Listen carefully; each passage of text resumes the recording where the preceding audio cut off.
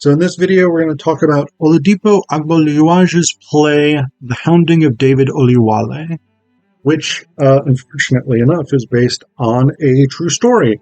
The probable or alleged murder by police of a homeless, schizophrenic Nigerian immigrant in Leeds, England in 1969. Now, this play... Let me just check the date. This play came out in 2009. It premiered. Shortly after that, interestingly enough, the Black Lives Matter movement came to major global prominence, particularly here in the US, because of the widespread and increasingly documented murders of African Americans by police, often for no crime whatsoever, or for minor crimes which in no possible way justified capital punishment. And often with demonstrable evidence that the people being murdered by the police posed no threat whatsoever, zero threat, to the police who utilized lethal force. In this play, again, based on Oluwale's actual experiences, we start with Oluwale's body being fished out of the River Aire. A frogman, which is a sort of police diver, and a policeman are looking at the body, and the policeman notices bruising on Oluwale's head, which he thinks is a sign that Oluwale was beaten and possibly murdered. Enter Perkins. Let me look at his first name. He doesn't have a first name here in the cast list. So Perkins is a London Metropolitan Police officer who's been assigned to the case in Leeds because the suspected murderers are two Leeds police officers named Kitching and Ellerkern. So he has been brought up from London to investigate, basically. One of the first things that we see with Perkins is that the chief constable, who's sort of in charge of the Leeds police, is not super keen on this investigation. And basically his line of reasoning is, hey man, we're all cops here. Let's, give these guys a pass on murdering someone. You don't want to make the side look bad, do you? Let's thin blue line this literal murder. And Perkins is like, yeah, so I don't really give a shit about that. I am not interested in playing your political games. The fact that your police service is potentially going to get swallowed up by a different police service in a merger is of no concern to me. What I, Perkins, am concerned about is that somebody was probably murdered. And I'm going to investigate that, and I'm going to get to the bottom of this shit, and if it was police, I am going to charge them. So, you, Chief Constable, can go suck an egg. He doesn't quite say that, but that is the gist of it. Basically, Perkins is like, yeah, I'm not interested in any sort of thin blue line bullshit. What I am here to do is to do a job, and then I'm going to go home. So Perkins is investigating, and most of the play is actually us following Oluwale himself, but Perkins is kind of always there. And what we figure out is that Perkins, is sort of reconstructing Oluwale's life. What we're seeing is the picture that Perkins is putting together as he's gathering evidence and talking to witnesses and things like this. So, we get sort of flashbacks to Oluwale's youth in Nigeria and to his relationship with his mother and his dreams of going to the UK and making a lot of money and coming back successful and supporting his mother, etc., etc. We see his experience having stowed away on a cargo ship to basically be smuggled to the UK, even though he claims he has a certificate that allows him to enter the UK legally. Because he didn't have the money for a legitimate boat ticket, plane ticket, whatever it is, he and his two friends have stowed away. And so this is an interesting point because it undercuts sort of ideas about, like, well, so not necessarily that it undercuts ideas, but it raises the point that even for people who, in principle, could legally emigrate to a country like the UK, economic circumstances may prevent them from doing that in practice. So that's, I think, a really interesting and important point that Agboluaje is making here.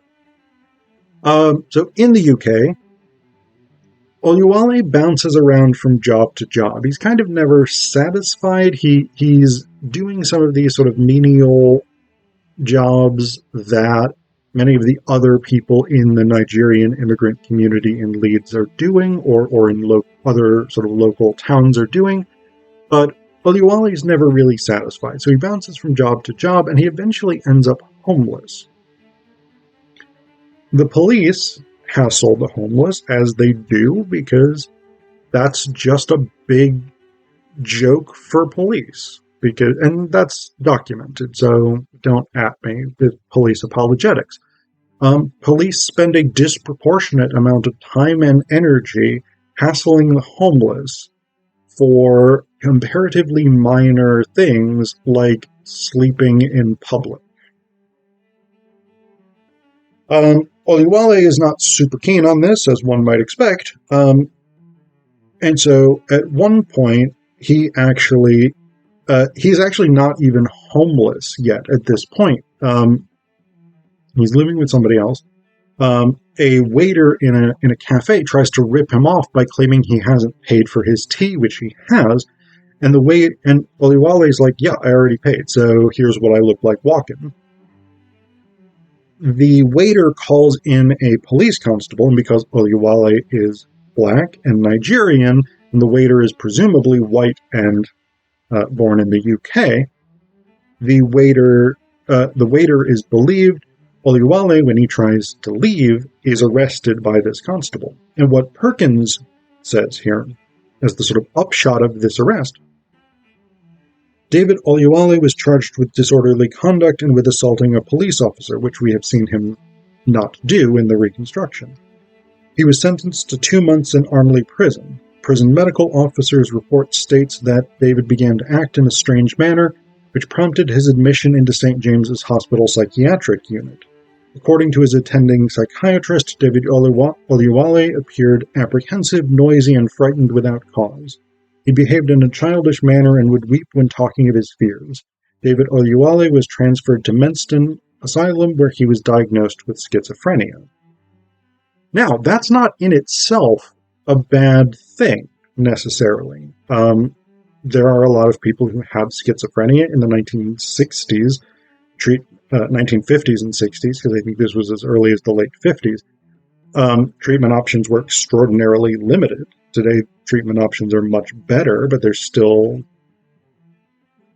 schizophrenia still remains a big, big problem. There's a large intersection of mental illness and homelessness. But one of the things that's really interesting about this is that later in the play, Perkins is actually interviewing one of the nurses who worked at Menston. Menston is renamed Hyroids Hospital. So Perkins is interviewing one of the nurses who worked there, who was charged with caring for Oluwale, and she's just dreadfully racist. Like, she says a lot of skinhead bullshit here. But there's one thing that she says that I think is really, really interesting. In talking about black patients, whether those are from Africa, from the Caribbean, from anywhere, basically. Black patients, she says, schizophrenia is always the diagnosis for them. Shove a few pills of Largactil down their throats, that'll keep them peaceful for a few hours. Now that line I think is really, really interesting. Schizophrenia is always the diagnosis for them. And one of the things that that suggests is that rather than actually treating immigrants or indeed British-born black people from a responsible psychiatric perspective, the easier thing to do is to just give them a diagnosis of schizophrenia and wash your hands of it, essentially. If you can medicate them, particularly with a sedative, then you don't have to actually deal with any issues that that person might be experiencing. And so this is clearly an indictment of the mental health system in Britain in the 1960s and 1950s as well. And, I mean, there are many, many, many things to indict 1950s and 60s psychiatry for. Racism is definitely one of them, because one of the issues with psychiatry is that as it developed in Western countries like the UK, the US, Germany, France, Austria, etc., they were dealing with largely white, non-colonized subjects, often fairly wealthy people from the middle or upper stratas of society. And that gives you distinct types of psychology, distinct types of pressures facing a person, etc., that differ from the pressures facing, say, a precariously employed or unemployed immigrant in a country where they are a racial minority, particularly a racial minority subject to sometimes violent racism. And so in the 50s and 60s, the psychiatric establishment was simply not prepared to deal with the experience of somebody like David Oluwale, because the models that they had were for people who did not look like him, who did not experience the world in the way that he did, and did not have the same kind of sociocultural pressures that he did. So this is, again, one of the elements here. But again, the primary focus of this play ultimately is about police brutality. And Perkins is investigating primarily Kitching and Ellerker. Kitching is a sergeant, and Ellerker, I forget exactly what his... Oh, he's an inspector. He's just been transferred to Leeds, I think, and he's been transferred from a different police station to this station that Kitching works at.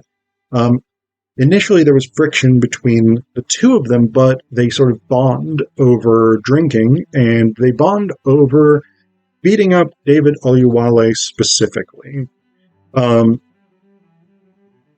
There's a number of... I'm not going to read them because there's a number of very distressing and graphic passages in which police witnesses, like the actual members of the police who were in this station, describe Oluwale being viciously beaten, including in ways that could potentially have proved fatal. They describe Ellerker and Kitchening putting Oluwale in a police van, driving him miles outside the city and dumping him in the wilderness. They describe all of these violent actions, even to the point where Ellerker gives orders to the other police in this station that if they see Oluwale in the city center, they're to call him and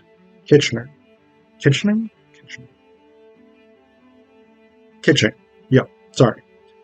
So they're to call these two guys specifically so that they can go out and beat up Oluwale themselves. Perkins puts all this together. He has what seems like a very strong circumstantial case, and because we're seeing these actions played out, we know what has occurred. But at the end, we get a scene in which the director of public prosecutions and Perkins are figuring out what kind of charge they're going to level against Kitching and Ellerker. Perkins wants murder because he thinks that's what it is. Like, these two guys were beating up David Oluwale the night that he goes into the river and drowns. They were chasing him, but he can't 100% prove it. So he wants murder. The DPP, Director of Public Prosecutions, basically says, yeah, we're not going to get that, so I'm not going to charge them with that. I'm going to charge them with something that we could potentially convict them for. So he wants to charge them with manslaughter. Then the upshot of this, we get in scene 12, which is the second to last scene. We have the judge who gives a sort of initial portion of the verdict.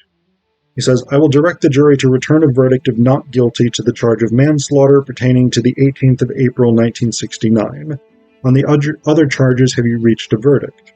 The foreperson says, we have, Your Honor. As to the charge of assault on 7th of August, 1968, we find the defendants guilty. As to the charge of assault on 4th of September, 1968, and 26th of January, 1969, we find the defendants guilty. As to the charge of assault on 10th of February, 1969, we find the defendant Jeff Ellerker guilty. As to the charge of actual bodily harm on 18th of April, 1969, we find the defendants not guilty. The judge wraps up the official court perspective by saying this has to be one of the sorriest cases I've presided over. No doubt, David Oluwale was an undesirable character. He was filthy, violent, and a repeat offender beyond the pale of civilized society. He was the type of person you'd cross the street to avoid. But as officers of the law, he was entitled to your protection. By your wicked misbehavior, you have brought disgrace to our noble force. You have given ammunition to those who are critical of the police. While you serve your sentences, I hope you will dwell on your actions. Now that's an interesting summation from the judge. David Oluwale, who was not on trial here, and who, as we see over the course of this play, was repeatedly hassled by the police, largely just for being black. He is indicted as an undesirable beyond the pale of civilized society, whereas the officers, who have almost certainly actually murdered him, but despite being found not guilty of manslaughter, it was their wicked misbehavior. Yeah, that's a strong condemnation there, Judge. Why don't you tell us how you really feel? Oh, their wicked misbehavior. They were naughty boys. And this is a big part of Agboluaje's overall point, I think, in this play, is even today, and this is true in the US as well as Britain, police tend to get the benefit of the doubt with any sort of complaint against them, particularly complaints like assault, even though we now have massive amounts of evidence showing that police are systematically violent, and that they are especially systematically violent against people of color.